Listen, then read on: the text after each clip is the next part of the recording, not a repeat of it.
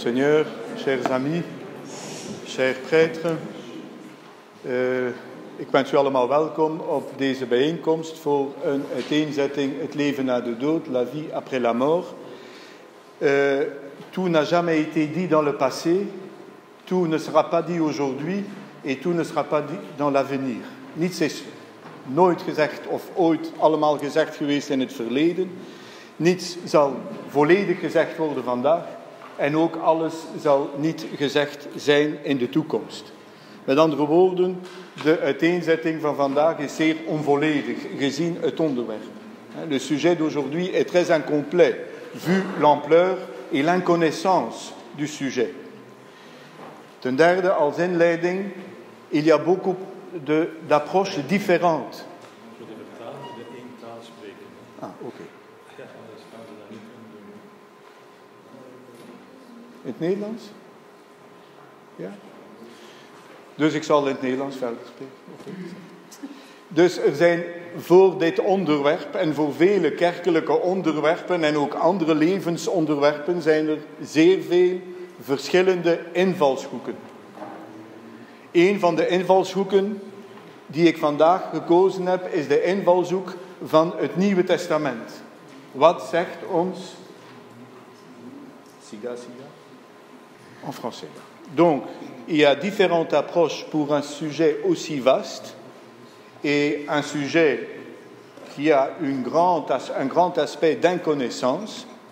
Et donc, j'ai opté aujourd'hui pour une présentation d'après l'intuition et l'interprétation du mot Isoi, la vie dans le Nouveau Testament. On peut approcher le sujet par d'autres points de vue, par exemple, ce que les pères de l'Église et les pères des conciles, des 4 premiers conciles ont écrit concernant l'insertion de ce Nouveau Testament et de cette théologie résurrectionnelle, l'insertion dans l'anthropologie chrétienne. Donc dans la vision que l'Église orthodoxe a toujours de l'homme créé à l'image et à la ressemblance de Dieu. Je veux seulement dire qu'il y a différentes approches. Donc, pour cela, je termine cette introduction en disant qu'elle sera tout à fait incomplète. Parce qu'on peut, dans différentes périodes, trouver d'autres approches pour approcher le sujet de la vie après la mort. Alors, quand on s'intéresse au sujet, la première chose qu'on rencontre, c'est que veut dire le mot Isoi. Là aussi, dans l'étymologie des mots, ça dépend si on parle dans le domaine scientifique, physique de la Grèce antique, si on parle dans le domaine de la philosophie antique, etc., etc. Donc, le mot a une certaine signification de base qui va être transportée dans l'interprétation et la sensibilité des pères, des apôtres, du Nouveau Testament, etc. Donc, on pourrait dire que Isoi, c'est la vitalité physique que l'homme a. Mais l'homme est plus que cela. L'homme est un processus. L'homme est un mouvement. L'homme n'est pas quelque chose de statique. L'homme n'est pas un sujet clos. Et c'est une vitalité qui est très personnelle. Chacun a une vitalité différente. De là qu'il personnalise le being, l'être, à sa façon. Et donc, le Zoé, man is more than, les pères de l'Église et l'Évangile nous apprend que la plus haute fonction, et ça nous l'avons hérité de la Grèce antique, la plus haute fonction que l'homme peut avoir, c'est la contemplation, la théorie.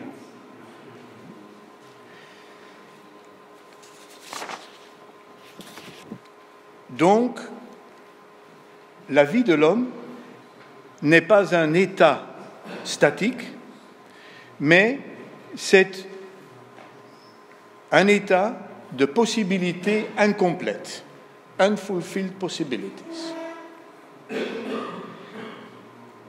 Des possibilités partielles. Par exemple, saint Maxime le Confesseur parle de l'incomplète complétude de l'homme. L'homme est incomplet et complet. Et vis-à-vis de cela, nous avons la vie de Dieu qui est une vie complète, qui est une vie sainte. Et holy, en anglais, vient du mot holon, le tout, qui est le tout. Et de là que l'homme a la nostalgie d'une vraie vie, d'une vie complète. On aspire tous à abolir l'incomplétude et à abolir le manquement dans notre vie quotidienne. Et donc, la vraie vie, la vie en aspirant vers la complétude, n'est pas toujours identique à la vie factuelle.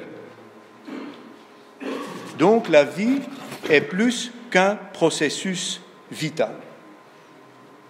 Le deuxième mot qui revient, c'est le vios. Et là, on pourrait dire que c'est la manière de vivre, la manière d'exprimer le zoé. De là que j'ai mis en anglais « being and existence », être et existence.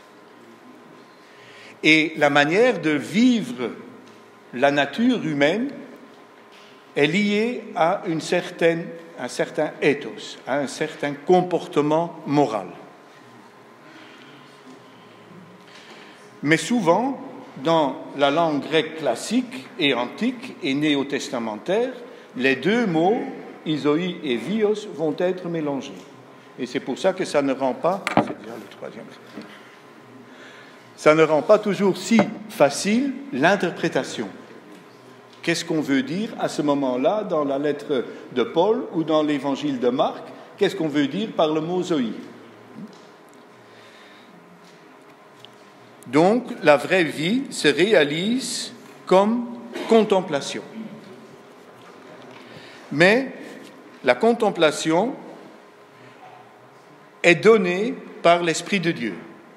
Donc, la complétude de notre vie est donnée par le pneuma de Dieu, par l'Esprit de Dieu. Et donc, nous allons, en tant que chrétiens de la révélation, dire que l'aspiration à compléter ma vie est un don de Dieu, est un acte créateur de Dieu. Dieu qui a insufflé le souffle de la vie. Et ainsi, nous arrivons dans l'Ancien Testament et puis après dans le Nouveau Testament pour voir que le souci de la fin de la vie, le souci de la complétude de la vie est beaucoup plus important que le souci de savoir d'où nous venons, quelle est pourquoi la création de l'homme. Donc la mort, la fin de l'homme est beaucoup plus importante, où on a beaucoup plus d'intérêt que pour la vie de la naissance.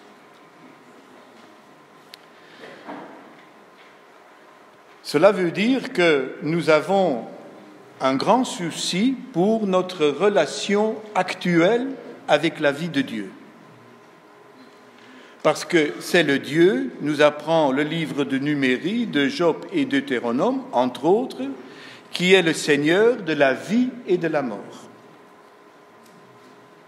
Et donc, la conservation ou la préservation où la perte de la vie dépend de notre attitude que nous avons vis-à-vis de la parole de Dieu.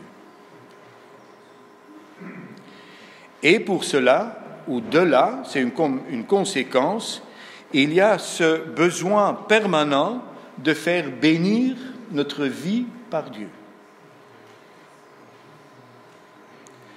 Et donc, la parole de Dieu dans l'Ancien Testament n'est pas une parole linguistique, philologique, ce n'est pas une parole vaine, mais c'est la vie même, ce qui reviendra dans le Nouveau Testament. C'est de là que dans le Deutéronome, nous avons que la vie de l'homme ne dépend pas seulement du pain qu'il mange, mais dépend de la parole de Dieu. Et donc, la vie élémentaire, la survie physique aussi, est une vie à voir dans le cadre, dans le domaine de la grâce de Dieu, dont la parole de Dieu est le fondement du salut et le salut de cette vie qui n'est pas réalisée. C'est le fondement de la vie authentique, de la vraie vie.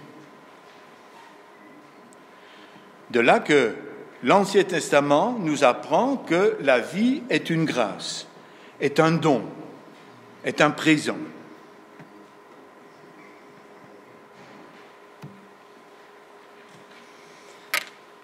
La vie dans le Nouveau Testament, il y a deux éléments. Il y a the natural life and the true life. Il y a la vie naturelle et la véritable vie. Et à côté de la vie naturelle, il y a la mort naturelle. Mais il y a aussi la vie contre-naturelle ou contre-nature à cause des œuvres stériles que nous faisons dans notre vie, à cause d'une foi qui est inactive, une foi qui est paralysée, à cause de fausses alternatives que le monde nous propose et qui nous font pécher, qui nous font chuter dans le péché, mais le péché dans son sens de théologie de Saint Grégoire le théologien, de ne pas arriver vers le but, de manquer le but. On va vers la complétude et on constate qu'on est dans l'incomplétude. Et donc, nous savons aussi que notre vie naturelle est soutenue et est entretenue par l'alimentaire. Nous devons manger pour rester en vie. Mais notre vie n'est pas assurée par cet alimentaire. Parce que nous pouvons mourir, même en mangeant sainement, en vivant sainement, même un nouveau-né peut mourir. Et donc, nous sommes assurés que notre vie devient vraie vie par le pneumazoïs, par l'esprit de vie, qui est une force qui est donnée par Dieu. Et donc, la vie est quelque chose qui appartient à Dieu. La vie a son origine et sa fin en Dieu. C'est pour ça que le titre est un peu trop terrestre, la vie après la mort. On pourrait penser à deux vies. Non. L'origine de la vie et la fin de la vie sont en Dieu, qui règne sur la vie et la mort. Et donc, notre vie naturelle s'exprime par une dépendance absolue de l'homme vis-à-vis de Dieu, vis-à-vis du Dieu transcendant. Et cela nous mène à un autre échelon, une autre perspective, une autre façon de voir et de considérer l'expérience de notre vie, que notre vie n'est pas un phénomène en soi qu'on peut observer, mais que notre vie se complète dans la façon dont nous la vivons. Et il y a tout ce dynamisme de l'image à la ressemblance. Donc, nous ne vivons pas pour nous-mêmes, mais nous vivons pour Dieu. Le Dieu, le Seigneur de la vie et de la mort. Nous savons tous que si nous vivons pour nous-mêmes, nous vivons aussi pour l'échec et pour la mort. De même que la mort non plus n'est pas à comprendre comme un fait isolé, comme un phénomène en soi, comme un phénomène naturel de destruction, mais la mort est inscrite, excusez-moi le terme, dans l'indestructibilité de la vie de Dieu. Et c'est ce qu'il fait le samedi saint et le dimanche de Pâques. Donc la vraie vie, la vraie vie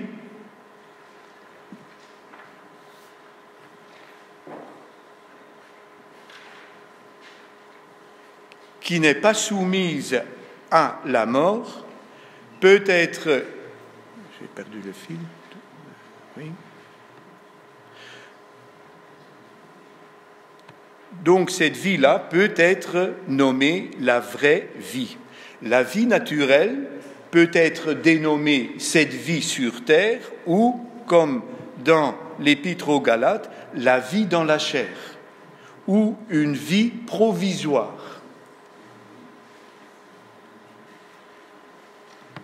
La vraie vie est tout d'abord une vie dans l'avenir après la mort. Mais l'avenir peut aussi se situer dans notre quotidien. Je vis dans le présent, mais ce présent, j'en peux en faire un futur, un avenir, en changeant les possibilités que le présent me donne, en utilisant les possibilités que le présent me donne, d'en faire un avenir en Dieu, un futur en Dieu, comme une vie après la mort, et en faire une vie future, d'après ou dépasser toutes les formes de mort spirituelle que nous pouvons expérimenter en ce monde. C'est pour ça que nous l'appelons la vie. C'est une vie éternelle parce que c'est une vie indestructible, une vie qu'on peut hériter, une vie qu'on peut recevoir, une vie qu'on peut atteindre, une vie dans laquelle nous pouvons entrer. Ce sont 4 différentes façons dont les évangélistes nous parlent de l'entrée dans la vie éternelle. Ainsi, l'homme peut devenir digne pour cette vie, par sa façon de vivre, par son mode de vie. Un mode de vie de repentance, de repentir. Et dans le mot repentir, étymologiquement, il y a une idée d'incomplétude, pentos, incomplétude. Et la nature de l'homme, selon les pères du désert et les pères ascétiques, c'est d'avoir cet ethos, ce comportement, cette conscience du matin au soir que nous sommes incomplets et que nous sommes appelés à travailler à notre complétude. Ainsi, l'homme a très peu de contrôle sur la vie naturelle et sur cette vie en Dieu. Nous savons que la vie naturelle nous a été donnée par un acte créateur de Dieu et que la vie, la vraie vie, nous sera donnée par la résurrection quand Dieu fera monter l'homme de la mort.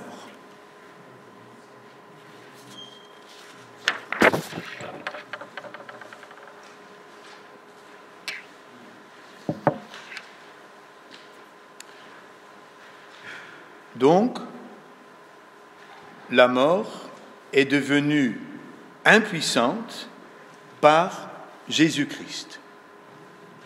Parce que c'est Dieu qui ressuscite. Ce n'est pas l'homme qui se ressuscite, ça dépend de Dieu. Nous sommes, disent les pères du IVe et Ve siècle, nous sommes créés par la grâce de Dieu, dans la grâce de Dieu et pour la grâce de Dieu.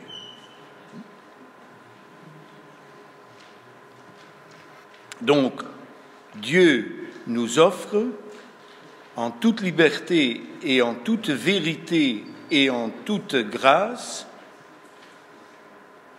la vraie vie sur la base de sa liberté inattendue de salut, de rédemption, sans laquelle nous serons on serait perdu pour cette vie et la vie éternelle.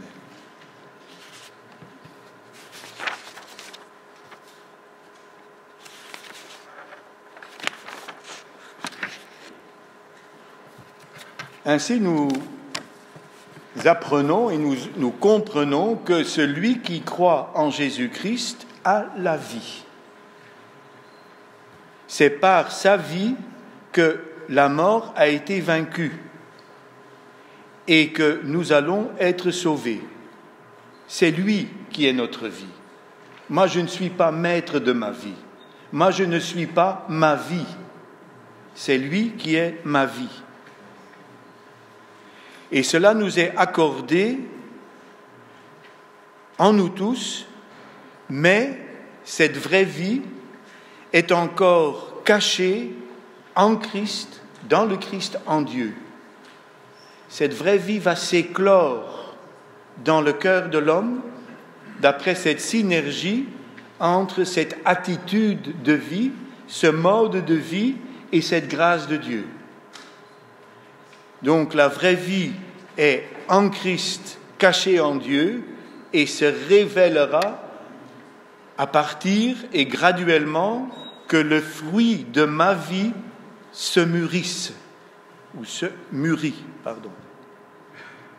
Et ainsi nous lisons dans la lettre aux Colossiens, « Vous êtes morts en effet, et votre vie est cachée avec le Christ en Dieu. » Et ce verset continue, « Quand le Christ, votre vie, paraîtra, alors vous aussi, etc. »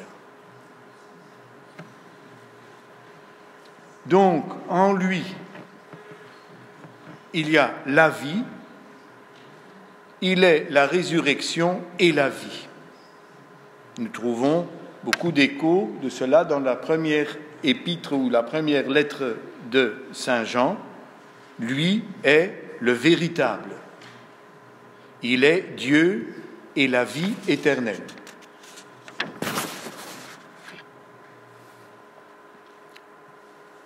Cette nouvelle vie est réalisée, c'est un passé, un participe passé, dans la mort-résurrection du Christ. Donc, cette nouvelle vie est présente.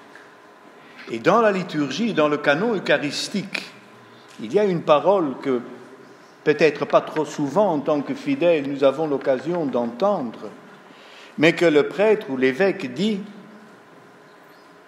nous actualisons en ce moment, nous commémorons en ce moment toutes les choses qui se sont passées. Wij stellen nu tegenwoordig alles wat geschied is. Et maintenant, il faut bien écouter. Qu'est-ce que c'est réalisé? La croix, la mort, la résurrection le 3e jour, l'ascension et le trône à la droite du Père, et le second avènement. nous actualisons tout ce qui a été réalisé, le second avènement. C'est le présent éternel de Dieu qui vient, un présent, excusez-moi le terme, instantané dans la vie et le cœur chrétien et la vie de prière de l'homme.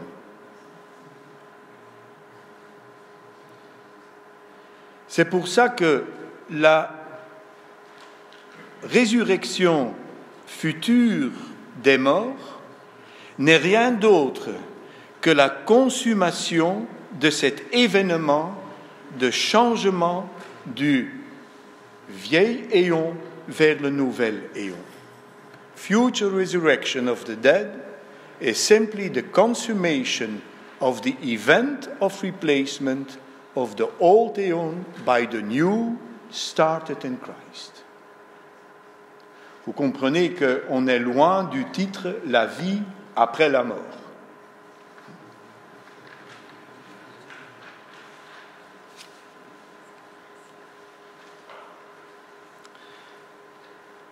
Donc, la vraie vie, c'est une vie qu'on espère, qu'on attend, mais qui est déjà aussi potentiellement dans notre possession. Il y a un théologien qui dit que par le baptême, nous sommes nés ontologiquement en Dieu. Ça veut dire nous sommes nés ou nous naissons dans l'être de Dieu. Et après ce baptême, nous sommes phénoménologiquement encore présents dans le monde. Notre présence est un phénomène humain, mais dans notre être, dans notre essence, dans notre être, ontos, nous sommes déjà baptisés en Dieu. Et c'est ça tout le processus, ontologie et phénomène.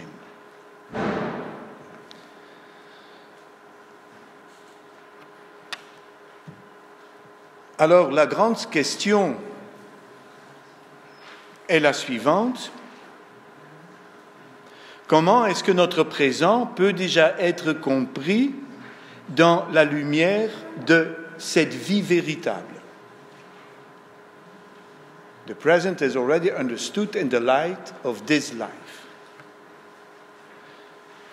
Notre vie, notre présent, et c'est très important pour la pensée chrétienne, est et se fait sous le signe de l'espérance du salut. Et donc, l'espérance chrétienne devient synonyme pour salut, pour rédemption. Et dans le présent est cachée déjà cette espérance future. Et dans cette espérance future, ou dans l'espérance chrétienne, contient cette nouvelle vie. C'est pour ça que l'espérance, vous savez qu'en français il y a espoir et espérance, on n'a pas cette distinction en irlandais, je ne pense pas non plus en anglais, mais l'espérance, disons-nous en langue française, c'est la certitude, dans un sens. L'espoir, c'est le doute. L'espérance chrétienne, dans cette espérance, la vie future est déjà cachée et incluse. Et c'est pour cela que cette espérance est tellement importante, parce qu'elle fait partie de cette vie éternelle qui est déjà en nous et parmi nous, dans la mesure de notre attitude de vie. Et de là que cette véritable vie devient, selon les pères, la doxa, la doxologie. Nous allons rendre gloire à Dieu du matin au soir. Et que cette doxologie est source de notre joie, de la joie pascale. Cette vie véritable est non pas seulement présente dans notre espérance chrétienne, mais aussi dans la parole qui est prêchée, qui est annoncée.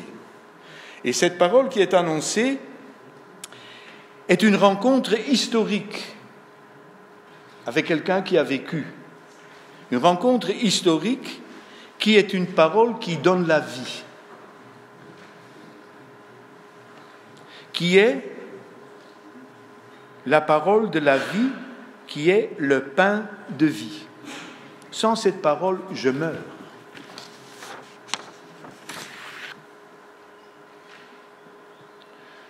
En d'autres termes, nous possédons cette vraie vie uniquement dans la mesure que nous sommes en relation à cet acte de rédemption qui est accompli en Christ, le Verbe de Dieu, le Logos. Et le Logos, ce n'est pas seulement le Verbe de Dieu, le Logos fait aussi dire celui qui rassemble, qui met ensemble. Et donc, le présent et l'avenir se rencontrent et coïncident. Donc, nous nous éloignons de plus en plus du titre « La vie après la mort ».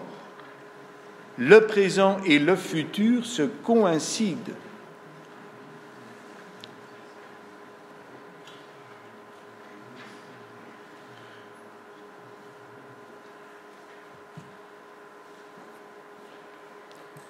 Donc, un des fondements de la vie chrétienne, de l'orthopraxie, c'est la vie en relation. Comme un des derniers livres de notre professeur Yann Arras, Relational Ontology. Nous possédons la vraie vie quand nous participons à cette rédemption accomplie en Christ, et le présent et le futur coïncident et se rencontrent dans une relation indivisible, inséparable, pour utiliser les termes du 4e concile de Chalcédoine. Et donc, le Logos ou la parole de Dieu, c'est la force créative de Dieu. Et sa vie n'est pas interrompue par la mort. Si nous participons à sa vie, la vie n'est pas interrompue par la mort, elle est complétée par la mort. Et de là que la vie en Christ, true life, la véritable vie, c'est la lumière du monde, la lumière des hommes.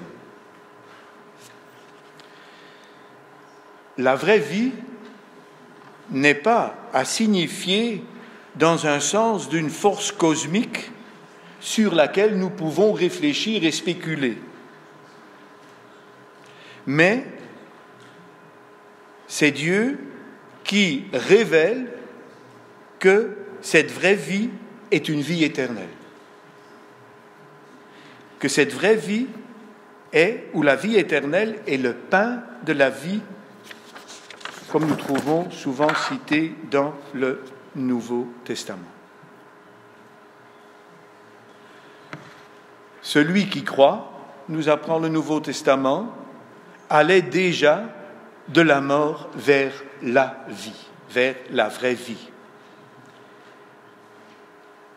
Et donc, il est dans la vraie vie, non dans un lointain futur, mais sur ce moment décisif de la rencontre ou de la confrontation avec le Logos. Eternal life is a decisive moment of love and being loved. Et les pères ajoutent qu'on ne peut qu'aimer quand soi-même nous sommes aimés. Et très intéressant pour le mot relation, la relation est un participe passé d'un verbe latin qui veut dire être porté. Gedragen zijn. Gedragen worden, pardon.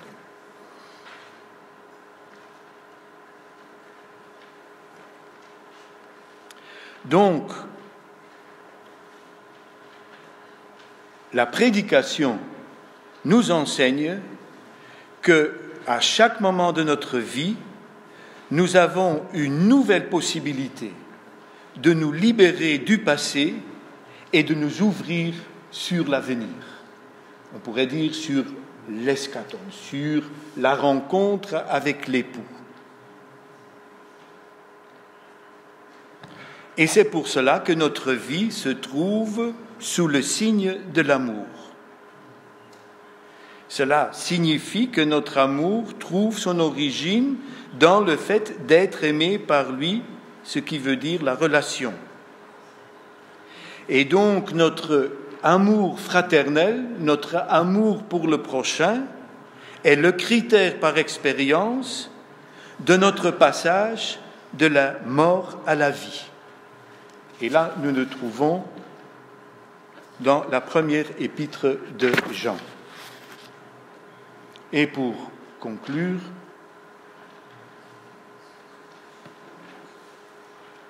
l'amour du prochain est le signe extérieur de notre adhésion et de notre croissance dans la vie éternelle ou de la vie en Christ dans la vraie vie.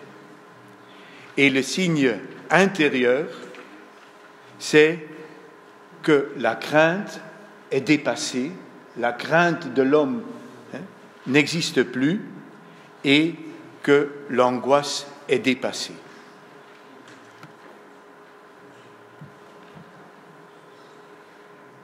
Pour conclure, je dirais qu'il n'y a qu'une vie, votre vie en Christ. Et la source se trouve en dessous. Pour ceux qui sont intéressés, je peux envoyer la présentation au responsable pour vous l'envoyer à tous. Merci beaucoup. Père Dominique pour cette conférence, pour avoir préparé cela et de nous avoir introduit dans le thème même de cette rencontre aujourd'hui.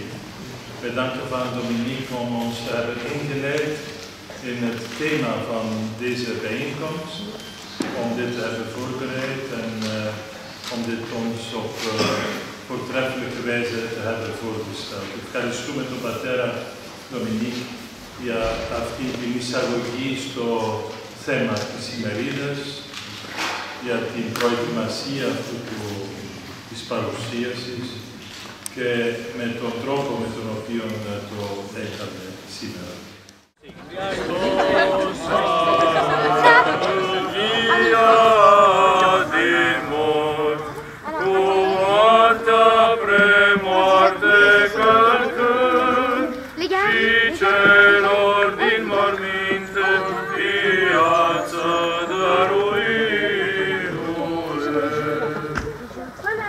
Χριστός